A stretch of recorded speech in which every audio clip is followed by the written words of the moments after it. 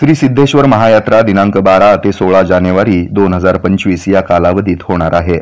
या यात्रेमध्ये संपूर्ण महिनाभर दररोज श्री सिद्धेश्वर मंदिर आणि होम मैदान येथील मनोरंजन नगरीमध्ये हजारो भाविक नागरिक येत असतात।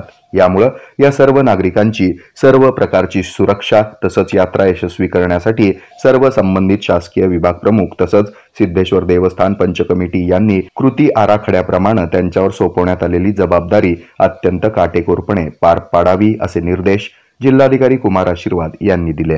जिल्हाधिकारी कार्यालयाच्या सभागृहामध्ये आयोजित श्री सिद्धेश्वर महायात्रा 2025 अंतर्गत पूर्वतयारी आढावा बैठकीमध्ये जिल्हाधिकारी कुमार आशीर्वाद, निवासी उपजिल्हाधिकारी मनीषा कुंभार, उपविभागीय अधिकारी सुमित शिंदे, शहर पोलीस उपायुक्त डॉक्टर दीपाली काळे, महापालिकेचे अतिरिक्त आयुक्त संदीप कारंजे, शहर पोलीस वाहतूक उपायुक्त सुधीर शिरवाडकर, उत्पादन शुल्क विभागाचे अधीक्षक भाग्यश्री जाधव, सार्वजनिक बांधकाम विभागाचे कार्यकारी अभियंता मनोज ठाकरे यांच्यासह पोलीस आणि संबंधित विभागाचे अधिकारी तसंच देवस्थान पंच कमिटीचे सदस्य यावेळी उपस्थित होते। यात्रेच्या नियोजनासंदर्भात दक्षता घेत संपूर्ण यात्रा कालावधीसाठी कृती आराखड्याप्रमाणे प्रत्येक शासकीय विभागानं त्यांचा एक नोडल अधिकारी नियुक्त करावा आणि तो होम मैदान येथील कार्यालयात उपस्थित राहील याची दक्षता घ्यावी असंही जिल्हाधिकारी कुमार आशीर्वाद यांनी यावेळी सूचित केलंय।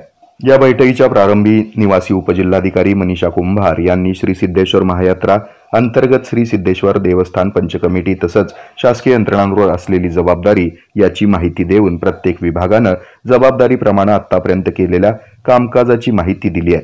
यात्रा कालावधीत कोणत्याही प्रकारचा अनुचित प्रकार घडू नये यासाठी राष्ट्रीय आपत्ती व्यवस्थापन कायदा 2005 अंतर्गत करायची कार्यवाही याबाबतही यावेळी त्यांनी मार्गदर्शन केलं।